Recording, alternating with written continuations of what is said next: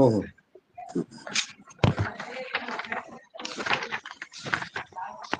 मी म्हणू का? हे चालेल, म्हणा की.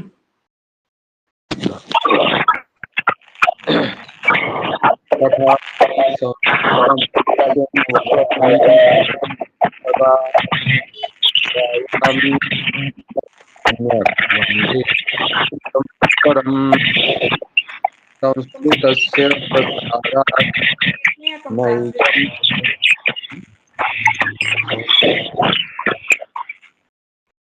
आवाज म्हटलं तुमचा असा कटतोय सारखा. जागा वगैरे थोडी बदलून बघा.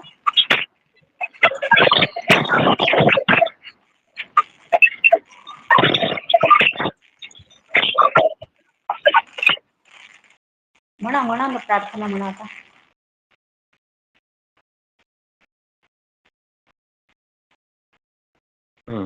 पूर्ण वर्ष खूप म्हणता का सुरेशजी? म्हणताय तुम्ही, म्हणताय का श्रीकांतजी की मी म्हणू?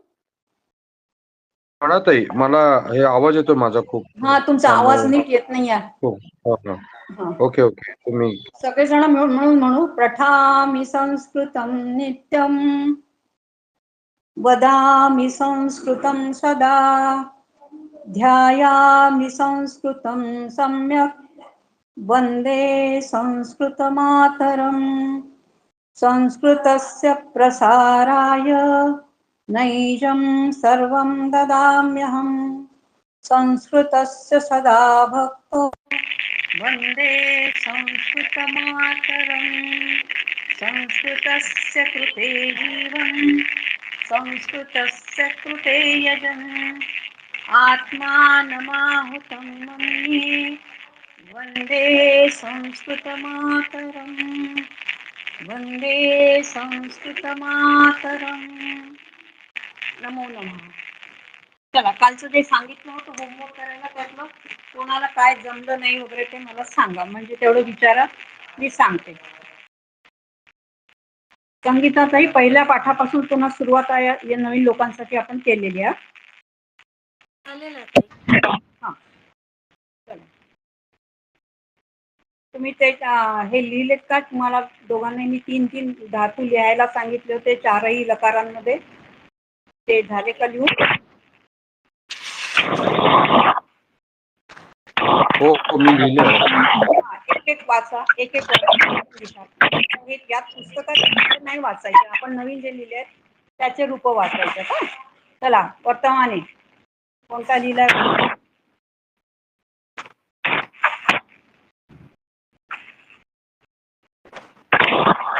तुम्ही लिहिलाय का? अनम्यूट व्हा, तुम्ही म्यूट आहात. अनम्यूट व्हा.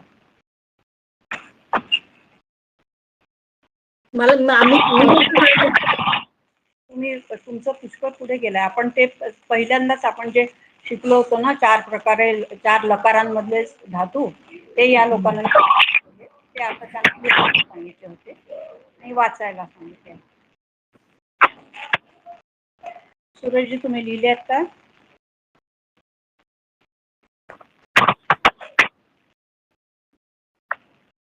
चला पटापटा, मग आपला अभ्यास मागे राहील बरं. अशाने हळूहळू नका करू, भराभरा करा. चला, आपण तृतीया शिकलो होतो ना, तृतीया कारक. काल श्रीकांतजी गेलेत का? पुन्हा आले, वापस गेलेत का? तृतीया कारक करण कारक आहे ना. कोणत्या साधनवाचक शब्द तृतीया विभक्तीत असतो? आता कोणतीही क्रिया करायची म्हटलं तर त्याला काहीतरी साधन लागते, आहे ना. म्हणजे आपल्याला समजा दुसऱ्या गावाला जायचं तर काहीतरी वाहन लागते, वाहनाशिवाय आपण जाऊ नाही शकत. तर वाहन हे त्या जाण्याच्या साधन असं त्याला म्हणतात, आहे ना. उदाहरण त्यांनी काय दिलेलं आहे? कर्म करी जलेन पात्रम क्षालयती. पात्रम क्षालयती म्हणजे भांड धुतो, पण भांडे धुण्यासाठी पाणी लागते. पाणी हे त्याचं काय आहे? कारक आहे. कारक आहे. म्हणून जलेन पाण्याची तृतीया विभक्ती होते, आहे ना. म्हणजे कर्णकारक जे आहे त्या शब्दाची तृतीय विभक्ती येते, असा त्याचा अर्थ आहे. कर्म त्याच्यानंतर दुसरं बरोबर आहे ना. बरोबर म्हणजे काय? आपण जे बरोबर जाणे, सोबत येणे, सोबत जाणे, सोबत राहणे असा जो शब्द आहे त्याच्यासाठी संस्कृतमध्ये सह, साकम, सार्धम असे शब्द आहेत. तर त्या शब्दाच्या सोबत जो शब्द म्हणजे ज्याच्या सह जाणं आहे किंवा ज्याच्या सह कुठलीही क्रिया करणं आहे त्या शब्दाची तृतीया विभक्ती असते, आहे ना. त्याच्यात उदाहरण काय दिलेलं आहे? अहम जनकेन सह नगरम गच्छामि.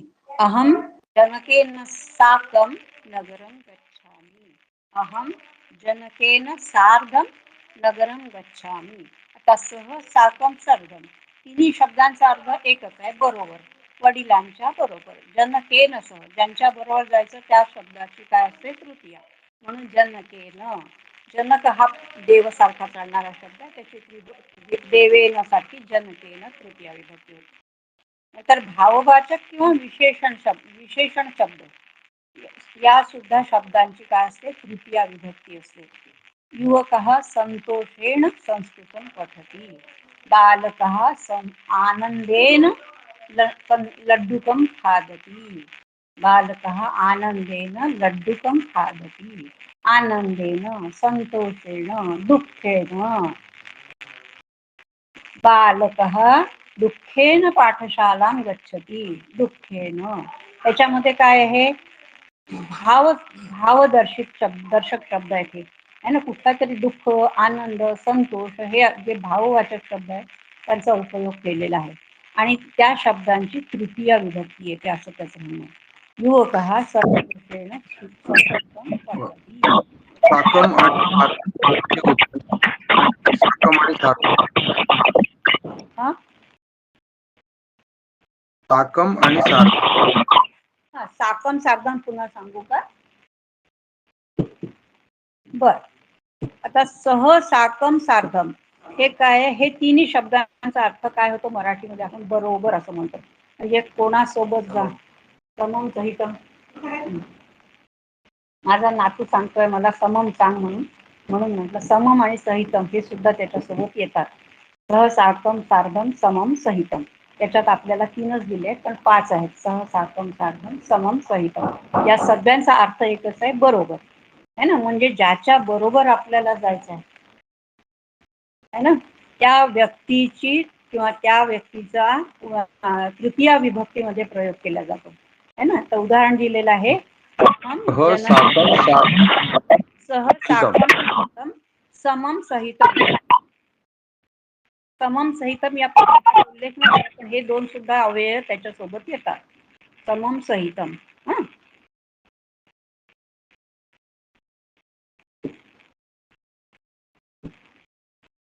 आला का लक्षात? आणि ज्याच्या सोबत म्हणायचं आहे त्याची तृतीया विभक्ती येते, आहे ना. म्हणून इथे जनकेन सह, जनन्यासह. अहम जनन्यासह मंदिरम गच्छामि. जनन्या का बरं आला आहे? जननी हा स्त्रीलिंगी शब्द आहे, नदीप्रमाणे त्याची तृतीया जनन्या अशी होते, म्हणून जनन्यासह. लक्षात ठेवा. समजलं का आता श्रीकांतजी तुम्हाला?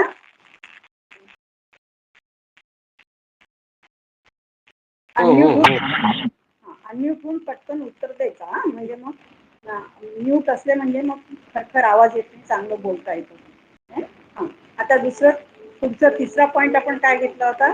भाववाचक किंवा विशेषण शब्द, है ना, सुद्धा तृतीया विभक्तीमध्ये असतात. युवकः संतोषेण संस्कृतं वदति, है ना, पठति. म्हणजे मुलं आनंदाने, संतोषेण आनंदेन, है ना, त्याला फार आनंद होतो कशात? संस्कृतचा अभ्यास करणे. मम पौत्रः अपि बहु आनंदेन संतोषेण संस्कृतं पठति. सः दशमी कक्षां संस्कृत मध्ये 100 गुणानि प्राप्तवान्. मम पौत्रः. चतुर्थी संप्रदान कारक. जेव्हा कोणतीही वस्तू एखाद्याला दिली जाते तेव्हा ज्याला दिली जाते त्या निदर्शक शब्दाची चतुर्थी असते. अहम, सांगा बरं, तुम्हाला वाक्य सांगता येईल का? वैद्य वैद्य रुग्णाय औषधं ददाति. वैद्य औषध कोणाला देतात? रुग्णाला. म्हणून रुग्ण या शब्दाची चतुर्थी, रुग्णाय औषधं ददाति है ना. अहम पुत्राय पुस्तकं ददामी, मुलाला मी पुस्तक देते है ना. माता पुत्राय लड्डुकं ददाती, आई मुलाला लाडू देते. माता पुत्राय लड्डुकं ददाती, कोणाला देते? मुलाला, म्हणून पुत्राय. लक्षात घ्या, पुत्राय. आता हे संप्रदान समजलं का तुम्हाला? संप्रदानकारक पहिलं. दुसरं काय? उद्देशाचा निदर्शक शब्द चतुर्थी विभक्ती मध्ये असतो. क्रियेचा निदर्शक शब्द म्हणजे काय? कुठलीही क्रिया होत असताना तिथे त्याच्या सोबत जो निदर्शक असतो त्याची चतुर्थी. म्हणजे आता काय? कवीही कीर्त्यई काव्यम लिखती, कीर्ती शब्दाची चतुर्थी विभक्ती कीर्त्यई, कीर्तीसाठी. कवी काव्य लिहितात कशासाठी? कीर्त्यई, कीर्तीसाठी, कीर्ती प्राप्त करण्यासाठी है ना. म्हणून तो त्याचा शब्द जो आहे कीर्ती हा चतुर्थी विभक्तीमध्ये आला. कळलं का हे तुम्हाला? पुढचं पहा. जेव्हा एखाद्या वस्तूचा परिणाम दुसऱ्यावर होतो है ना, एकाचा परिणाम जेव्हा दुसऱ्यावर होतो तेव्हा नव परिणाम निदर्शक शब्द चतुर्थी विभक्तीमध्ये असतो. म्हणजे काय? एकाचा दुसऱ्यावर परिणाम झाल्यानंतर जो नवीन शब्द तयार होतो किंवा नवीन सिच्युएशन जी तयार होते तेव्हा त्याचा चतुर्थी विभक्तीमध्ये त्याचा उल्लेख केला जातो. उदाहरण काय दिलं आहे? विद्या ज्ञानाय कल्पते. कल्पते, कल्पते म्हणजे काय? ज्ञानाय म्हणजे ज्ञानासाठी चतुर्थी विभक्ती, आणि कल्पते, कल्पते म्हणजे योग्य असते. म्हणजे विद्या ही ज्ञान संपादनासाठी किंवा ज्ञान मिळवण्यासाठी योग्य असते असा याचा अर्थ आहे. कळलं काही तुम्हाला? कल्पते हा धातू आहे, कृत कल्पते आत्मनेपदी धातू आहे. ठिकाणची काही अडचण आहे का? बोलता का? हा, हे मला समजलं नाही. विद्या ज्ञानाय कल्पते है ना. कल्पते याचा अर्थ काय? कल्पते हा धातू आहे, कृत कल्पते आत्मनेपदी धातू आहे आणि त्याचा अर्थ आहे योग्य असणे किंवा उपयोगी पडणे, असे वेगवेगळे त्याचे अर्थ होतात है ना. समर्थ होणे असं. आता हे 3 अर्थ आहे आपल्या इथे. हे जे वाक्य दिलं आहे या वाक्याला कोणता अर्थ लागतो? विद्या ज्ञानाय कल्पते, ज्ञान मिळवण्यासाठी है ना. काय आहे? विद्या योग्य साधन आहे है ना. कशासाठी? ज्ञानाय है ना, ज्याच्यासाठी आहे त्याची काय? चतुर्थी. ज्ञानाय, विद्या ज्ञानाय कल्पते. आता कळलं का तुम्हाला हे? हा, चला पुढे बघा. असूयती, क्रुध्यती, गृह्यती हे काय आहेत? सगळे धातू आहेत है ना. आणि या आणि असारख्या क्रियापद धातू याच्या प्रयोगामध्ये ज्या व्यक्तीच्या संबंधाने या भावनांचा उपयोग केला, अनुभव केला जातो त्याचा निदर्शक शब्द चतुर्थी विभक्तीमध्ये असतो. पहा त्याच्यामध्ये काय म्हटलं त्यांनी? ज्याच्या संदर्भात हा शब्द वापरला, हे धातू वापरले जातात त्या शब्दाची चतुर्थी विभक्ती असते. म्हणजे आता याच्यात त्यांनी उदाहरण काय दिलंय? चोर हा आरक्षाय असूयती. म्हणजे काय? असूया करतो कोण? चोर. कोणाची? आरक्षकाची, म्हणजे पोलिसाची. आरक्षक म्हणजे पोलीस आहे ना. चोर हा नेहमी पोलिसाची काय करतो? निंदा करतो, त्याचा हे राग करतो है ना. आता गृह्यती, दुसरा धातू काय? कुप्यती, क्रुध्यती. क्रुध्यती म्हणजे काय? राग करणे है ना. असूयती म्हणजे असूया करणे. आणि तिसरं दिलंय गृह्यती. गृह्यती म्हणजे द्रोह करणे, वैर धरणे है ना, अपकार करणे, अशा प्रकारे या धातूचा अर्थ आहे. तर आता वाक्य काय आहे? चोर हा आरक्षाय असूयती, चोर हा आरक्षाय क्रुध्यती, चोर हा आरक्षाय गृह्यती है ना. आता हे कळलं का तुम्हाला? ह्या 3 धातूंच्या संदर्भात जो शब्द वापरला जातो त्या शब्दाची चतुर्थी विभक्ती येते. हो. है ना? हे फक्त तीनच धातू आहे का अजून काही वेगळे धातू आहेत? हा, काय नीट पुन्हा एकदा सांगा. हे फक्त तीनच धातू आहे का अजून काही धातू आहेत त्याच्यात? हे तीन सध्या आपल्या अभ्यासामध्ये आहेत, याचा आपण विचार करू. अभ्यासाला. आता तिसरं दिलं त्यांनी रोचते म्हणजे आवडते. रोचते म्हणजे आवडते. आत्मनेपदी धातू आहे रोचते. आता ज्याला आवडते त्याची चतुर्थी है ना. बालकाय लड्डुकम रोचते, बालकाय चाकलेहम रोचते, है ना. इथे काय उदाहरण दिलेलं आहे, मह्यम मधुरम रोचते, मह्यम मला, है ना. अहम या शब्दा म्हणजे अस्मत् शब्दाची चतुर्थी एक वचन म्हणजे मह्यम, है ना. पहिली एक वचन मह्य अहम होईल अस्मत्, आणि चतुर्थी विभक्ती एक वचन काय होणार आहे, प्रथम विभक्ती अहम, चतुर्थी मह्यम, चतुर्थी एक वचन, है ना. मह्यम म्हणजे मला, अहम म्हणजे मी, मला, चतुर्थी, है ना. मह्यम मधुरम रोचते, मला गोड आवडते, है ना. समजलं का? ज्याला आवडतं त्या व्यक्तीच्या नावाचं किंवा त्या शब्दाची चतुर्थी. बालकाय चाकलेहम रोचते, गणेशाय मोदकम रोचते, शिवाय बिल्वपत्रम रोचते, है ना. गणेशाय दुर्वांकुराम सुरम रोचते, असे रोचते या धातू म्हणजे ज्याला आवडते त्या शब्दाची चतुर्थी, नामाची चतुर्थी. कळलं का हे चतुर्थीचं? आता नमहा किंवा स्वस्ती याच्यामध्ये कामा पाहिजे दिलेला नाही या पुस्तकामध्ये, दोन वेगळे शब्द आहेत, नमहा किंवा स्वस्ती. नमहा म्हणजे नमस्कार असतो, स्वस्ती म्हणजे कल्याण असतो, है ना. आता याच्यामध्ये गुरवे नमहा, आपण गुरुला नमस्कार असो, नमहा नमस्कार असो असा त्याचा अर्थ. गुरवे नमहा गुरुंना नमस्कार असो, देवाय नमहा देवाला नमस्कार असो, देव्यै नमहा देवीला नमस्कार असो, है ना. असं कळलं का? जनकाय नमहा वडिलांना नमस्कार असो, है ना. अशा प्रकारे नमहा. आणि प्रजाभ्य स्वस्ती, प्रजेचे कल्याण आहे. प्रजाभ्य हे चतुर्थी बहुवचन आहे. प्रजाभ्य प्रजेला, प्रजेचे कल्याण असो, प्रजेचे कल्याण असो. कळलं का? हो हो. याच चतुर्थी विभक्तीच्या याच्यातलं शेवटचा आहे गच्छती. तर या क्रियापदाच्या प्रयोगामध्ये गंतव्य निदर्शक शब्द द्वितीय विभक्तीच्या स्थानी चतुर्थी विभक्ती असतो. बालकः पाठशालां गच्छति.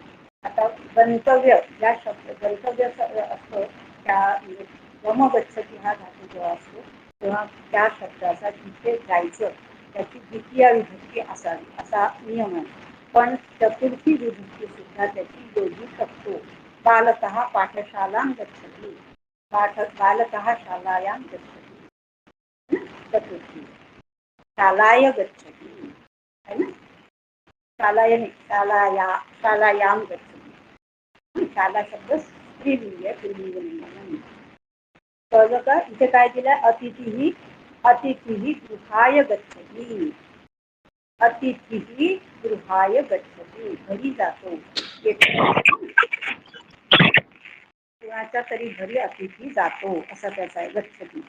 तर गृहम गच्छति सुद्धा होईल आणि गृहाय गच्छति असं सुद्धा होईल. म्हणजे या चतुर्थीचा कारक आपल्याला वापरायचं असेल तर आपण गृहाय लिहू शकतो, किंवा सरळ साधं कर्मपद वापरायचं म्हणून लिहायचं असलं तर आपण काय लिहू शकतो, गृहम गच्छति, है ना. कारण कर्मपद म्हटलं की त्याचे काय असते, द्वितीया. आणि गच्छति, कुत्र गच्छति, कोठे जातो, घरी जातो, म्हणून त्याची द्वितीय विभक्ती येते, गृहम गच्छति, है ना. पण या संप्रदायाच्या नियमानुसार त्याची चतुर्थी जर आपण लिहिली तरी ती चुकणार नाही, बरोबर लिहिली. कळलं का? पुढे चलायचं. संगीता भगिनी तुमचं रोटेट करा, आडवं दिसता तुम्ही. हा पहा, पंचमी म्हणजे अपादान कारक म्हणतात पंचमी विभक्तीला. आता दोन वस्तूंच्या परस्पर विभागामध्ये जी वस्तू स्थिर असते तिचा निदर्शक शब्द पंचमीमध्ये असतो. आता दोन वस्तूंचा संबंध आहे. आता दोन वस्तूंच्या संबंधात एक वस्तू स्थिर असते आणि एक चल असते. म्हणजे कसं, तर समजा झाड आणि झाडाचे पानं, झाड आणि झाडाचे फुलं आहे ना. तर झाड हे स्थिर आहे, पानं फुलं कसे आहेत, गळणारे आहेत, पडणारे आहेत. म्हणून झाड हे स्थिर असल्यामुळे त्याची पंचमी येईल. पण फुलांची आणि किंवा पानांची किंवा फळांची पंचमी विभक्ती येणार नाही. उदाहरण काय दिलं यांनी, वृक्षात पर्णम पतती. वृक्षात झाडातून वरून आहे ना, झाडातून पर्णम पतती, फलम पतती, पुष्पम पतती है ना. आता झाड या शब्दाची पंचमी विभक्ती आली आहे, म्हणजे याला म्हणतात अपादान कारक. कळलं का? आता ह्याच्यामध्ये सुद्धा त्यांनी 4-5 गोष्टी आपल्याला दिलेल्या आहेत. पहा, दुसरं काय म्हटलंय त्यांनी, ज्याच्यापासून आपल्याला भय निर्माण होते है ना. भय, एक व्यक्ती अशी असते की जिचं भय आहे, दुसरी अशी आहे की जिला भय आहे. तर ज्या व्यक्तीला भय आहे तिच्यामध्ये बदल होणार नाही रूपामध्ये, पण ज्याच्यापासून भय आहे त्याच्यामध्ये मात्र काय होईल, अपादानकारक येईल. कसं येईल, मम सर्पात भीती, मला सर्पापासून भीती आहे ना, भीती है ना. बालकाय राक्षसात भीती, बालकाय राक्षसात भीती है ना. बालकाला राक्षसाची भीती वाटते, कारण त्या कथांमधून ते राक्षसाच्या कथा लहान मुलं ऐकतात आणि ते त्याच्यामुळे त्यांच्या मनात त्याची भीती निर्माण होते है ना. पहा, कळलं नाही. पुढचं पहा, रक्ष. रक्ष हा धातू आहे, रक्ष रक्षती, रक्षण करणे है ना.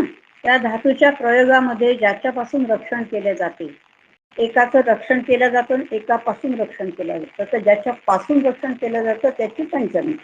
आता भगवान माम अपायात रक्षितवान, देवानी माझे अपायापासून रक्षण केले, म्हणजे काही माझ्या दुर्घटना होण्यापासून माझं देवानी रक्षण केलं. एखाद्या वेळेस असं आपलं काय होतं, ऍक्सिडेंट होता वाचतो आपण है ना. तर तेव्हा आपल्या तोंडून देवानीच टाकलं बाबा असं आपल्या तोंडातून पटकन निघते है ना. तसं आहे हे. तर भगवान माम अपायात रक्षितवान, म्हणजे देवानी माझं अपाय होण्यापासून रक्षण केलं. पुढचं पहा, पूर्वहा परहा. पूर्वहा म्हणजे आधीचा, परहा म्हणजे नंतरचा है ना. पूर्वहा परहा इत्या हे अव्यय आहे. या अव्ययांचा प्रयोग करताना पंचमी विभक्तीचा वापर केला जातो. कसं, भरतहा लक्ष्मणात पूर्वहा. भरत कसा आहे, लक्ष्मणाच्या आधी त्याचा जन्म झालाय, तो आधीचा भाऊ आहे. त्याच्या नंतरचा परहा लक्ष्मणात परहा भरतहा है ना. त्याच वाक्याला आपण परहामध्ये आणू तो कसं होईल, लक्ष्मणात परहा भरतहा है ना. म्हणजे लक्ष्मणाच्या आधी किंवा लक्ष्मणाच्या नंतर. भरतहा लक्ष्मणात पूर्वहा. मग आता लक्ष्मणः भरतात परहा. कळलं का? लक्ष्मणः भरतात परहा, भरतानंतर लक्ष्मण आहे, लक्ष्मणाच्या आधी भरत आहे ना. दोन्ही शब्द आपल्याला पंचमीमध्ये वापरता येतात, पण जेव्हा जो पर असेल तो पंचमी, किंवा जो पूर्व असेल, ज्याच्या पूर्व असेल त्याची पंचमी. हे वाक्य कळलं का तुम्हाला? वाक्य कळलं ना? हा, आता याच्यामध्ये दुसरं वाक्य दिलंय, वैशाख हा चैत्रात परहा. वैशाख महिना आहे, पहिला महिना कोणता आहे, चैत्र. दुसरा कोणता आहे, वैशाख. मग वैशाख हा कसा आहे, चैत्रात परहा, चैत्रानंतर. मग आपल्याला उलट म्हणायचं तर कसं येईल सांगा बरं, कोण सांगेल? वैशाखात चैत्र पूर्व, वैशाखात चैत्र पूर्व, वैशाखात चैत्र पूर्व. आता कळलं का? हेच वाक्य आपण परहाचं जे वाक्य आहे ते आपण पूर्वमध्ये वाक्य परिवर्तित केलं. त्यामुळे काय झालं की दोन शब्दांमध्ये ज्याची पंचमी होती त्याची प्रथमा विभक्ती आली आणि ज्याची प्रथमा विभक्ती असते त्याची पंचमी आली. कारण काय, त्यांची जागा बदलली ना. वैशाख आणि चैत्र, चैत्रानंतर वैशाख आहे म्हणजे परहा, म्हणजे चैत्रात परहा वैशाख आणि वैशाखात पूर्व हा चैत्र, वैशाखाच्या पूर्वी, वैशाखात पूर्व हा चैत्र. कळलं का? परहा आणि पूर्वहा मधला भेद कळला का तुम्हाला? ज्याच्या आधी किंवा ज्याच्या नंतर हा शब्द ज्याच्यासाठी वापरला जातो त्या शब्दाची पंचमी विभक्ती असते. कळलं का?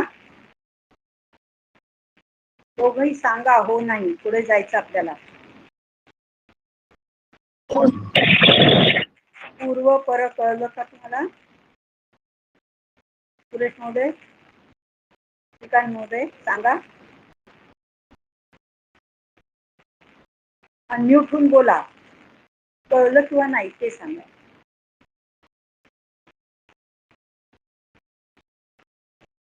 अनम्यूट व्हा. हो, नाही तुम्हाला आता रिव्हिजन चालू आहे संगीता बघून, त्यामुळे तुम्हाला चांगलं कळेल. पण हे दोघांचं आता नवीन सुरू आहे ना, म्हणून त्यांना विचारते मी. काय झालं? अनम्यूट आहात व्हा, तुम्ही बोला.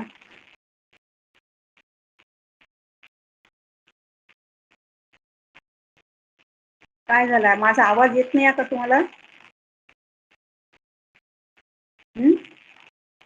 नाही, हे दोघे जण समजलं का? समजलं.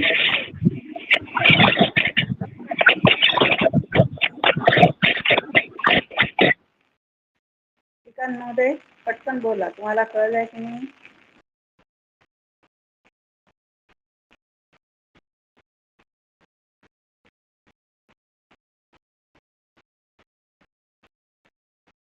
चला पुढचं सांगू. आई आपल्या वर्गातले जो 2 जण जॉईन नाही होत. पच्छापूरकरांचा मेसेज होता, आज मी जॉईन करणार नाही म्हणून, पण ते आता येतो आवाज. येतोय ना आवाज? चला पुढचं बघा. पुढचं कारक कोणतं आहे? पुढचं कारक आहे षष्ठी. संबंध, संबंध कारक. षष्टीमध्ये काय असते? संबंध कारक षष्टी असते. षष्टी स्वामित्वाची निदर्शक आहे. स्वामित्वाची निदर्शक आहे म्हणजे काय?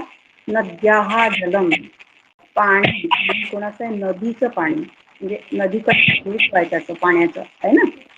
आणि नद्या हा जलम सहोदर हा, त्याचा भाऊ आहे ना, त्याचा आहे ना, त्या स्वामित्व आहे त्याचं.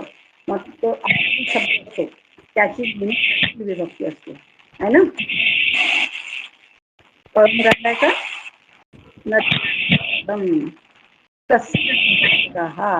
तस्याहा भगिनी, तिची भगिनी, तस्याहा भगिनी.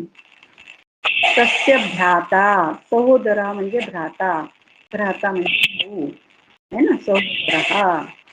कोणत्या समूहातून एक व्यक्ती वेगळी केली जेव्हा जाते तेव्हा समूहवाचक शब्दाची षष्ठी विभक्ती असते ना. आता समूह कोणाचा? पांडव 5 जण, कौरव 100 जण आहेत. शाळेमध्ये टीम तयार होते. क्रिकेटमध्ये 11 जण आहेत आहे ना.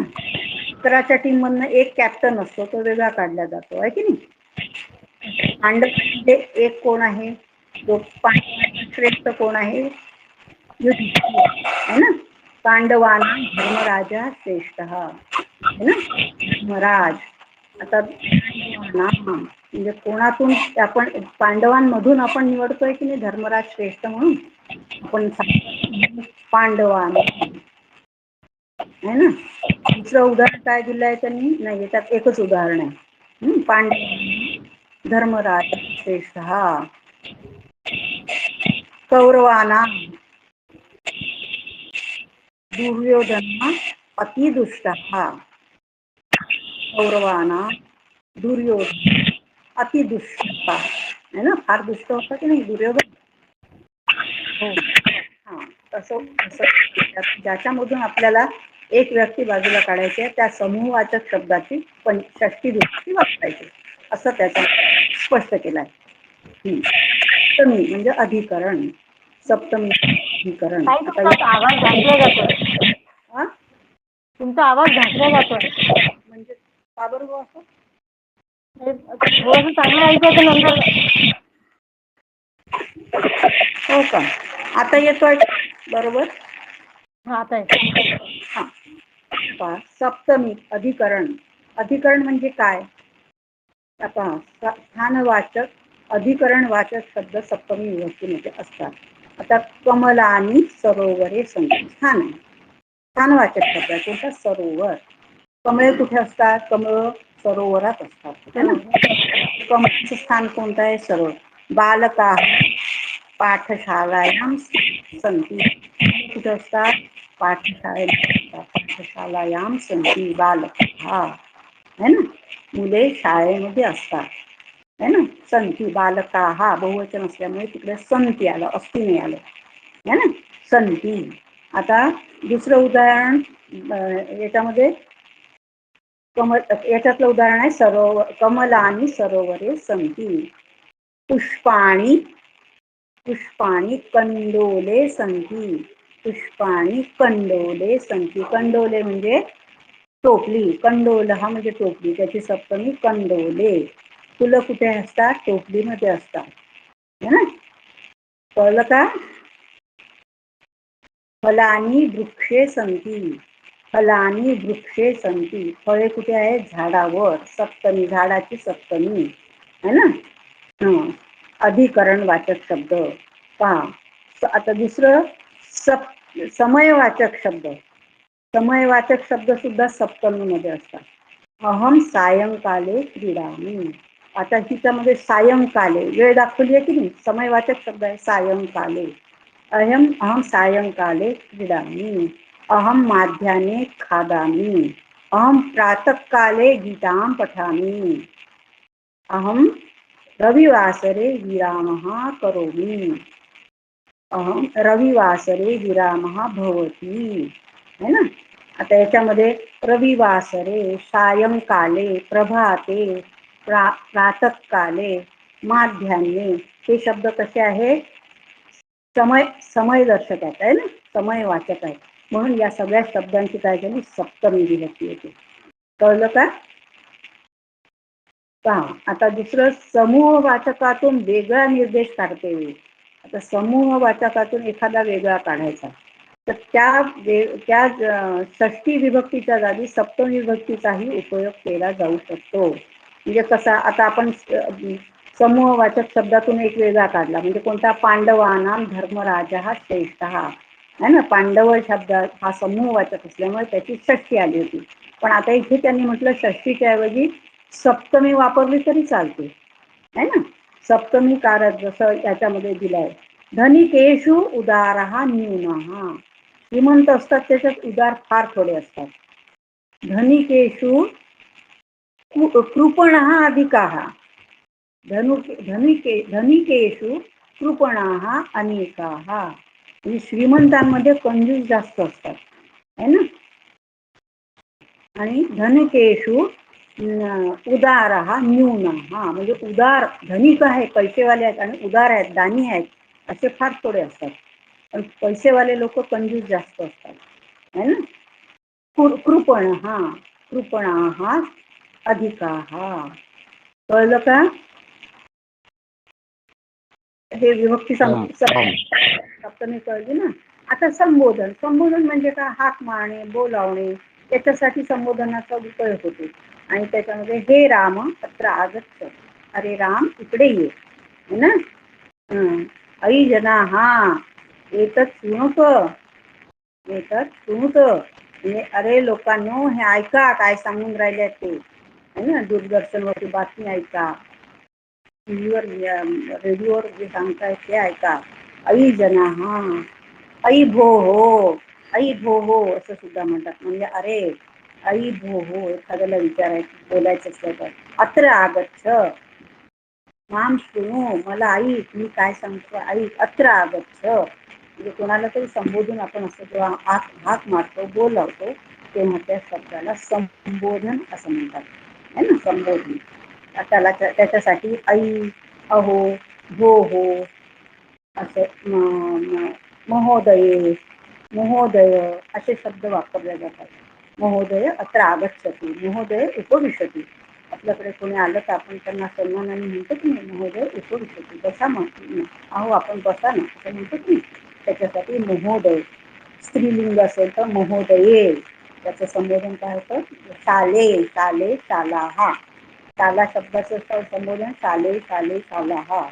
म्हणून महोदया स्त्रीलिंग, महोदय हा शब्द पुल्लिंग आहे आणि महोदया स्त्रीलिंग आहे. महोदये है ना. उपविशतु, आगच्छतु, चायपानं स्वीकरोतु, जलम स्वीकरोतु, है ना, असं आपण बोलतो ना. तर त्याच्या वेळेला असं जे वापरतात शब्द त्याला संबोधन कारक असं म्हणतात. कळलं का आता हे 8 विभक्त्यांचा उपयोग कुठे केल्या जातात आणि कसे होतात हे सगळ्यांना कळलं का? हो की नाही सांगा. याच्यातलं काही कळलं नसेल तर पुन्हा सांग, नाही तर हो पुढे हो, कळलं कळलं. महोदय म्हणजे समजलं पुल्लिंग समजलं. ना, महोदय पुल्लिंग. स्त्रीलिंगी आहे. मूळ शब्द आहे महोदया. महोदया शब्द कसा चालतो, शाला स्त्रीलिंगी शब्द आहे. मग शालाचं संबोधन काय आहे, मालाचं संबोधन काय आहे, माले माले माला, शाले शाले शाला आहे ना. मग शाले प्रथम एक वचन, संबोधनाचं एक वचन काय आहे, शाले माले. मग महोदयाचं काय होईल, महोदये आहे ना असं. आणि महोदय महोदय जसं देव शब्दाची संबोधन काय आहे, देव देवौ देवाः. प्रथमा विभक्ती देव आहे, देवः देवौ देवाः.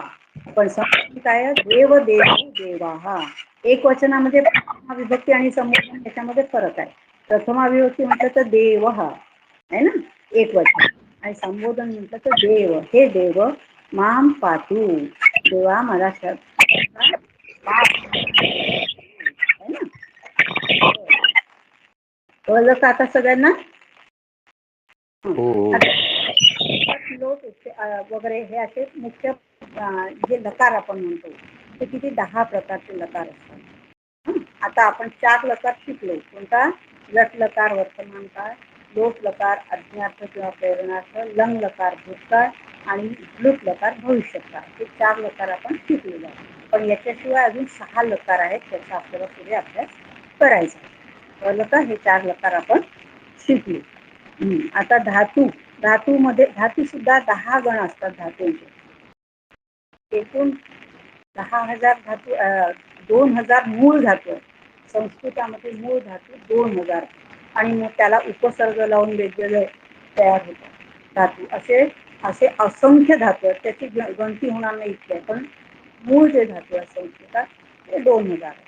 आणि ते धातूंचे जे 10 गण आहेत त्याला पहिला, दुसरा, तिसरा, चौथा, पाचवा, सहावा, सातवा, आठवा, नववा, 10वा असं आपण म्हणू शकतो. पण त्याचे गणांचे वेगवेगळे नाव आहे. भ्वादिगण, तुदादिगण, चुरादिगण, अदादिगण असे वेगवेगळे त्याचे 10 गणांचे नाव आहेत. आणि त्या गणांची नावं त्या गणातल्या पहिल्या क्रमांकाचा जो धातू आहे त्या धातूनुसार त्यांची नावं पडतात. आता पहिला गण, पहिल्या गणाचा धातू कोणता आहे, पहिला भूभवती. भूभवती कोणे हा पहिल्या गणाचा पहिला धातू आहे, म्हणून त्याला भ्वादिगण असं नाव पडलं आहे. पहिल्या गणाचं नाव काय आहे, भ्वादिगण. कळलं का. असे प्रत्येक गणाला धातूंना त्या पहिल्या धातूनुसार त्यांचे नावं झालेले आहेत. आता ते जसे जसे आपल्याला पुढे अभ्यासात येतील तसे तसे आपण शिकणार आहोत. फक्त हे लक्षात ठेवा की 10 गण आहेत आणि 10 गणांची 10 नावं आहेत आणि ते नावं त्या गणाच्या पहिल्या धातूंवरून त्याचे नावं पडलेले आहेत. हे 3 वाक्य तुम्ही लक्षात ठेवा. पुढे जसं जसं आपण एक एक गण शिकू त्याच्यामध्ये आपण त्याचा उपयोग करू तेव्हा तुम्हाला त्याची स्पष्टता कळेल. ठीक आहे.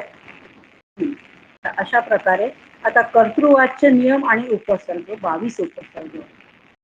कर्तृवाच्य आणि कर्मवाच्य असे 2 प्रकारचे वाक्य असतात ना. एक तर कर्तरी, कर्तृवाच्य म्हणजे कर्तरी आणि कर्तरी प्रयोगातलं वाक्य, आणि कर्मवाच्य म्हणजे कर्मणी प्रयोगातलं वाक्य. कर्मणी प्रयोग, कर्तरी प्रयोग. मराठी भाषेमध्ये आपण हे शिकलेलो आहोत, कर्तरी आणि कर्मणी आहे ना. तर आपल्याला आता याच्या पुढे आपल्याला या पुस्तकामध्ये ह्या दोन्ही वाक्यांचा अभ्यास करायचा, कर्तृवाच्य आणि कर्मणी वाच्य. त्याचे नियम आपण जेव्हा तो धडा शिकू तेव्हा आपल्याला येणार आहे. लगेच आहे, तिसऱ्या चौथ्या पाठातच येणार आहे. येईल तेव्हा आपल्याला ते शिकायचं. आपल्याला काय आहे त्याचा इथे फक्त उल्लेख झालेला आहे. आणि नंतर पुढे काय आहे, 22 उपसर्ग. उपसर्ग जे असतात ते काय करतात, धातूच्या मागे चिकटतात, धातूच्या मागे लागतात. आणि धातूच्या मागे जो प्रत्येक उपसर्गाने वेगळा अर्थ त्या धातूचा तयार होतो. जसं गच्छती, गम गच्छती जाणे, पण गच्छतीला आ धातू उपसर्ग बोललो तर आ गच्छती येणे, एकदम उलट अर्थ तयार झाला त्याचा. गच्छती जाणे, आ गच्छती येणे, है ना.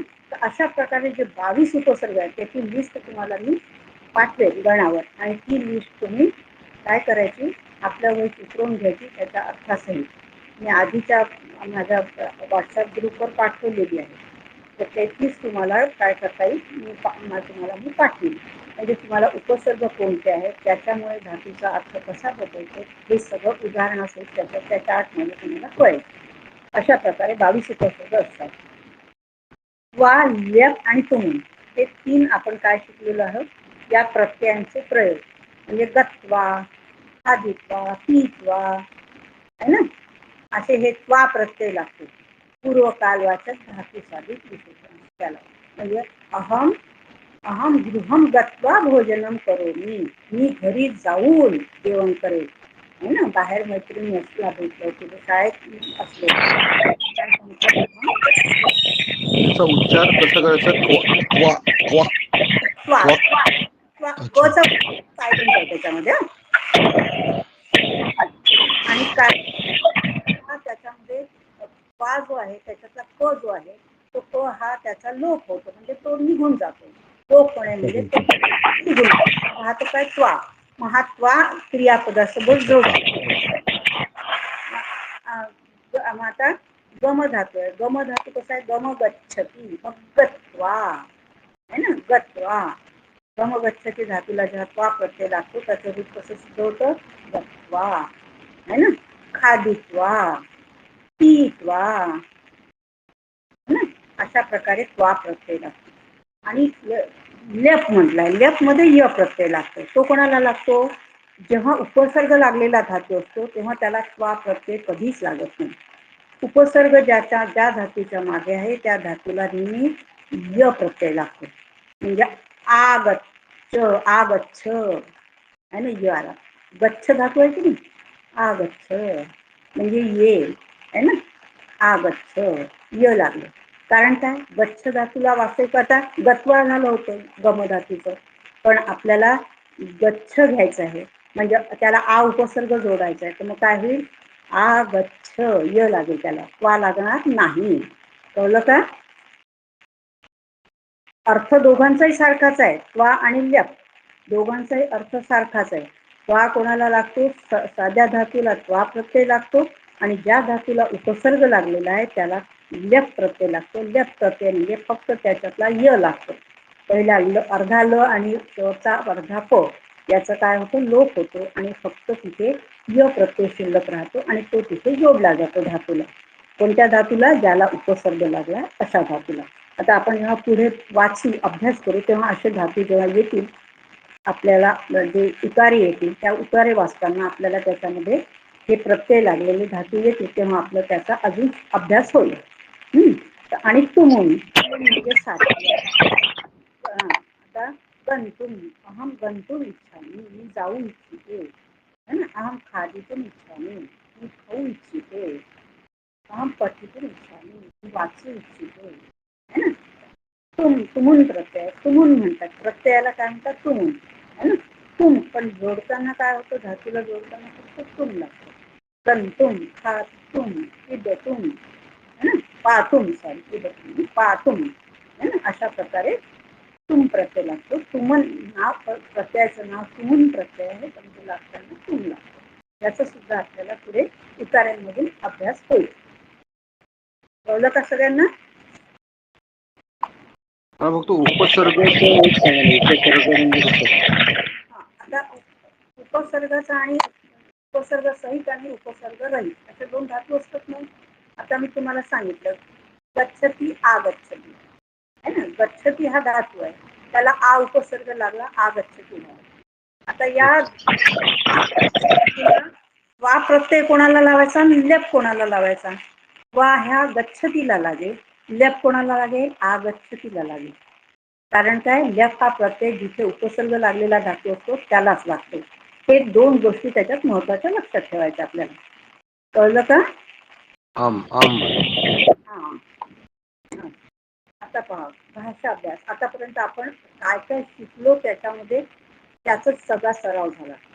आता एकत्र फक्त वर 4 बिंदूमध्ये उल्लेख केलेला अ ते ई, आता जे आपण 4 पाहिलं की नाही, त्यामध्ये कोणते लकार 10 असतात, धातूचे गण 10 असतात, हे सगळं जे 4 याच्यात पाहिलं त्याच्यामध्ये अ ते ई या अंशांचा आपण आधी अभ्यास केलेला आहे का? प्रवेश परीक्षेमध्ये आपण त्याचा सगळ्याचा अभ्यास केलेला आहे ना. या पाठामध्ये आणि पुढील पाठांमध्ये आपण विशेषण विशेष भाव हा, कर्मणी प्रयोग हा, भावे प्रयोग हा, संधी इत्यादी विषयी वाचू. आता याच्यात व्याकरणाच्या भागामध्ये आपल्याला या परीक्षेसाठी मुख्य काय शिकायचं आहे? विशेषण विशेष भाव हा सगळ्यात महत्वाचा एक भाग आहे. त्यानंतर कर्तरी प्रयोग, कर्मणी प्रयोग, भावे प्रयोग आहे ना. मग त्याच्यामध्ये कर्तरी प्रयोग आता आपण साधे वाक्य जे बोलतो, अहम पाठशालां गच्छामि, अहम मंदिरम गच्छामि, अहम देवम नमामि, तर हे वाक्य कर्तरी प्रयोग आहे ना. ते आपण साधं बोलतो, मी जातो आहे, मी शाळेत जातो आहे, मी लाडू खात आहे, किंवा मुलं शाळेत गेलेली आहे, असं जे आपलं साधं वाक्य ह्याला कर्तरी प्रयोग म्हणतात. मग त्याला कर्मणीमध्ये बदलायचं, म्हणजे कर्मवाच्य त्याचं तयार करायचं. आणि भावे, कर्मणी आणि भावे हे दोन प्रयोग आपण मराठीमध्ये शिकलेलो आहोत. त्याचं संस्कृतमध्ये कसं आहे ते आपल्याला यापुढे शिकायचं आहे. आता सगळ्यात पहिले काय आहे? सगळ्यात पहिले आपल्याला विशेषण विशेष भाव हे पाहायचं आहे. आता याच्यामध्ये सगळ्यात महत्वाचं काय आहे? विशेष आणि विशेषण. त्या शब्दाला विशेषण लागलंय त्या शब्दाला विशेष्य असं म्हणतात. म्हणजे फूल, असं फूल दाखवलं, पांढरं फूल, लाल फूल, गुलाबी फूल. तर फूल हे काय आहे? विशेष आहे. आणि त्याचं विशेषण काय आहे? पांढरं फूल, लाल फूल, लाल हे त्याचं विशेषण आहे, पांढरं हे त्याचं विशेषण आहे, पिवळं हे त्याचं विशेषण आहे ना. मग आता या दोघांमध्ये संबंध काय? विशेषण आणि विशेष्य. तर या दोघांच्या संबंधामध्ये काय असतं? यांच्या संबंधामध्ये सगळ्यात महत्वाची गोष्ट म्हणजे ते विशेष, म्हणजे आता फूल हे विशेष आहे, तर विशेषाची जी विभक्ती वाक्यामध्ये आहे आणि जे त्याचं लिंग आहे, लिंगवचन, हेच लिंगवचन विभक्ती कोणाची राहणार? त्याला असणाऱ्या विशेषणाची. हा सगळ्यात त्याच्यात महत्वाचा भाग आहे. विशेषाचं जे लिंगवचन विभक्ती असते तेच लिंगवचन विभक्ती विशेषणाची सुद्धा असते. त्याच्यासाठी संस्कृतमध्ये कारिका आहे, यद्लिंगम यद्वचनम याच विभक्ती विशेषस्य, तद्लिंगम तद्वचनम साच विभक्ती विशेषणस्य. म्हणजे विशेषाचं जे लिंगवचन विभक्ती आहे तेच लिंगवचन विभक्ती विशेषणाची सुद्धा असते. आता याच्यासाठी त्यांनी आपल्याला खूप सारे वाक्य याच्यात दिले आहे, त्याच्यावरून आपल्याला हे संबंध आणखीन चांगल्या प्रकारे कळणार आहे. कृष्ण मेघा चलती, मेघा चलती, ढग चालतात. आकाशात आपण पाहतो ना ढग चाललेले, मेघा चलती. पण कोणते ढग चालतात? कृष्ण मेघा, काळे ढग है ना, ज्या ढगांमुळे आपल्याला पाऊस पडण्याचा आनंद मिळतो ते ढग कसे असतात? काळे असतात. कृष्ण मेघा, मेघा, मेघ शब्द आहे, पुल्लिंगी शब्द आहे ना, एक वचन आहे त्याची. मेघा हा एक वचन आहे आणि प्रथमा विभक्ती आहे ना. मग तसंच कोणाचा आलाय? कृष्ण हा प्रथमा विभक्ती, एक वचन आणि पुल्लिंग आहे ना, लिंग वचन विभक्ती दोघांची साथी आली आहे. कृष्ण हा मेघ पुल्लिंगामध्ये आहे. दुसरं वाक्य पहा, नारिकेल वृक्ष उन्नत अस्ति. नारिकेल वृक्ष हे विशेष आहे, पण त्याचं विशेषण काय आहे? ते उंच असतं, उन्नत अस्ति है ना. उन्नत म्हणजे उंच, वामन म्हणजे तेन है ना. नारिकेल वृक्ष काय आहे? प्रथमा विभक्ती एक वचन पुल्लिंग वृक्ष. त्याच्याप्रमाणे उन्नत प्रथमा विभक्ती एक वचन पुल्लिंग. कळतंय ना? सगळ्यांना कळून राहिलंय की नाही? पुढचं वाक्य पहा. सा चतुरा बालिका.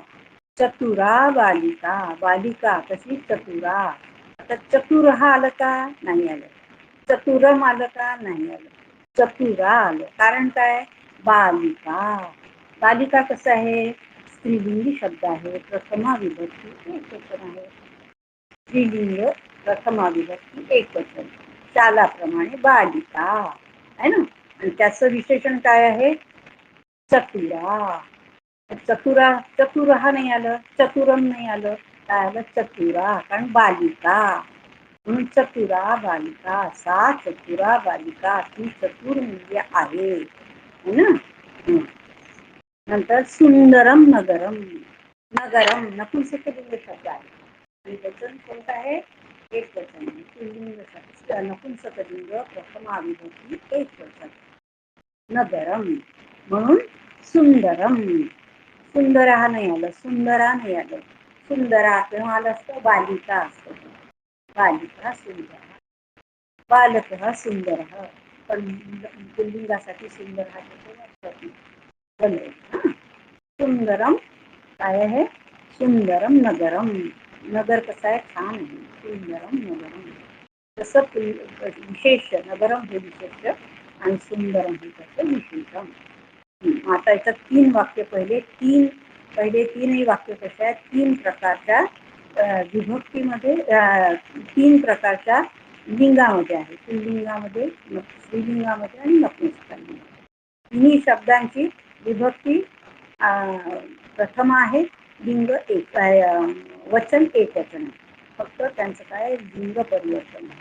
पुल्लिंग, स्त्रीलिंग आणि नपुंसकलिंग. कळलंय का? महोदय कळलं का?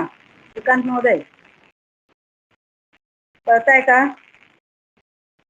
म्यूट हा अनम्यूट होत जा आणि बोलत जा. समजलं समजलं. आवाज येतो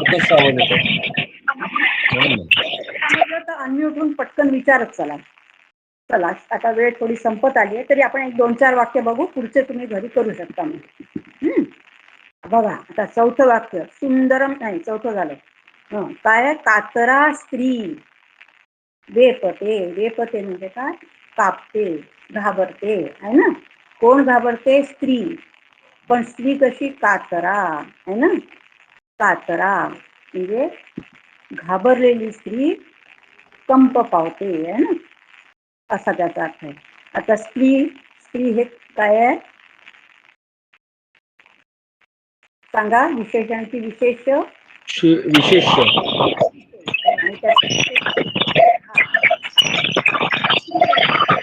कातरा हे विशेषण आहे आणि स्त्री हे विशेष्य. हा. आता पण या वाक्यामध्ये तुम्हाला असं दिसेल की आता वरच्या याच्यामध्ये चतुरा बालक आलं होतं, बालिका आलं होतं. पण इथे कसं आलंय? कातरा स्त्री. कातरी स्त्री नाही आलं. का नाही आलं? दोघांचे लिंग काय आहे? स्त्रीलिंग आहे. परंतु भेद असा आहे की स्त्री हा शब्द कसा आहे? इकारांत आहे आणि कातरा हा शब्द कसा आहे? आकारांत आहे. पण आकारांत असला तरी तो प्रथमा विभक्तीमध्येच आहे आणि स्त्रीलिंगी शब्द स्त्री हा प्रथमा विभक्तीमध्येच आहे ना. म्हणून कातराचं काय होईल? कातरी नाही म्हणत, कातरा होईल. आणि स्त्री हे स्त्री राहील. कारण स्त्री शब्दाचं नदीप्रमाणे काय होतं? एक वचन स्त्री असं होतं. आणि कातरा हा शब्द, कातर शब्दाचं स्त्रीलिंगी कातरा होतं.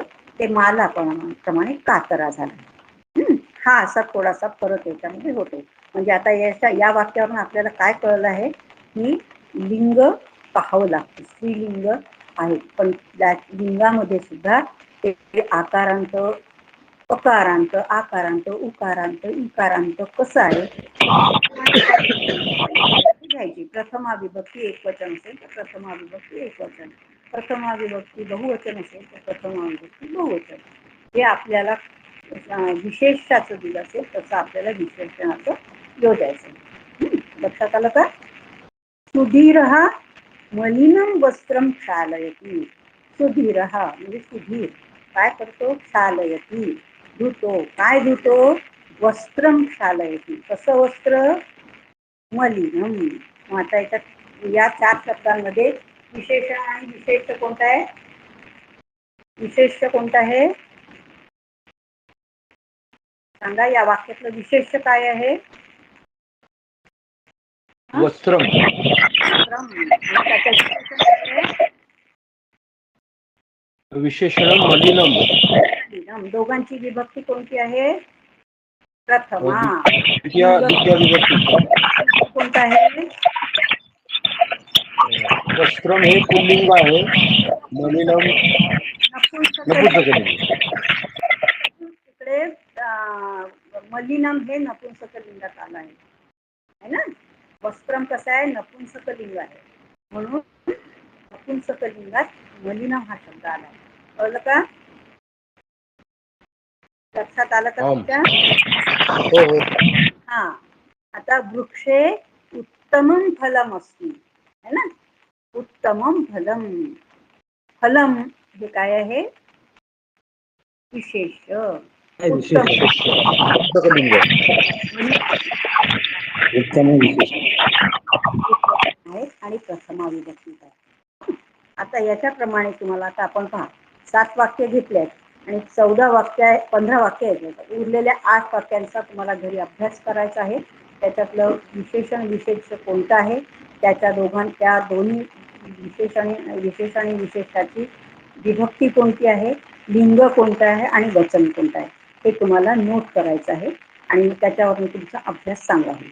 कळलं का? हे पहा. याच्यानंतर पुढे सुद्धा जे त्यांनी दुसऱ्या याच्यात खालील दिलेली वाक्य वाचा. याच्यामध्ये त्यांनी जे वाक्य 15 दिले आहेत ते सुद्धा कशाचे आहेत? विशेषण विशेषाचेच आहेत. फक्त फरक असा आहे की हे पहिले वाक्य एकवचनात आहेत, पुढचे 15 वाक्य हे अनेक वचनात आहेत. बाकी काहीही फरक नाही. त्यामुळे तुम्ही त्याचा सुद्धा अभ्यास करू शकता. ते जर तुम्ही वाचून समजून घेतले तर आपण लवकर पुढे जाऊ शकू. नाही समजले तर मी सांगायला इथे आहे, तुम्ही काळजी करू नका. कळलं का? चल शांती मंत्र म्हणूया. ओम सर्वे भवन्तु सुखिनः, सर्वे सन्तु निरामयाः, सर्वे भद्राणि पश्यन्तु, मा कश्चित् दुःखभाग् भवेत्. ओम शांति शांति शांति. पुनर्मिलामः श्वः. श्वः न, श्वः रविवासरः अस्ति, विरामकालः अस्ति. सोमवासरे 8 पुनः मिलामः. धन्यवादः. शुभरात्रि.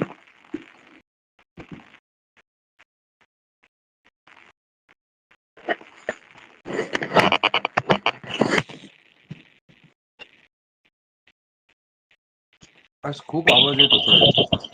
हा, खूप नॉइज येतो, खूप आवाज येतोय. आवाज येतोय? हो, याच्यामध्ये एक सोय आहे. हा हे 3 टिंब जे दिलेत ना, हा 3 हा. टिंब दाबले की खाली प्रेफरन्स म्हणून एक असतं, प्रेफरन्स. अच्छा. आणि त्याच्यामध्ये एनेबल नॉइज कॅन्सलेशन हो का? असं एक बटन, ते पण मी केलेलं आहे. आपण सोमवारी घेऊ ना क्लास, हा हा, तेव्हा क्लास सुरू झाल्यावर हे सांगा. आता एवढं लक्षात राहणार नाही माझ्याकडे. बरं बरं बरं, ओके. क्लास झाल्याबरोबर मला नक्की सांगा, मग तसं मी करीन त्याच्यामध्ये. हो, नाही नाही, ते प्रत्येकाने करायचं, तुम्ही नाही, सगळ्यांनी करायचं. सगळ्यांनी करायचं. अच्छा अच्छा, ठीक हा आहे, मग करू आपण. हो.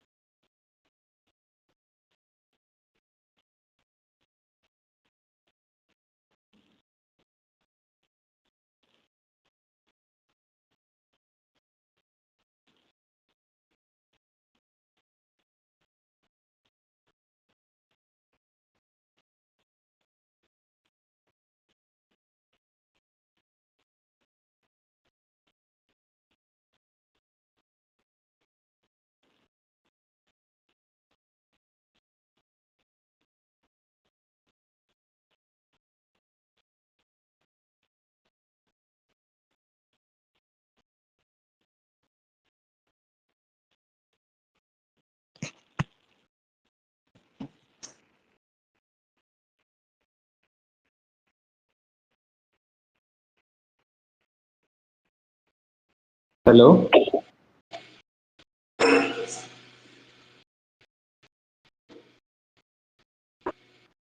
हा हॅलो.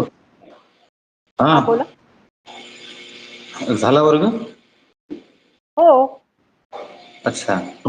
मीटिंग एंड करून करा ना ताई. हा, मीटिंग एंड करा ना, एंड. कॅन्सल ना. हा.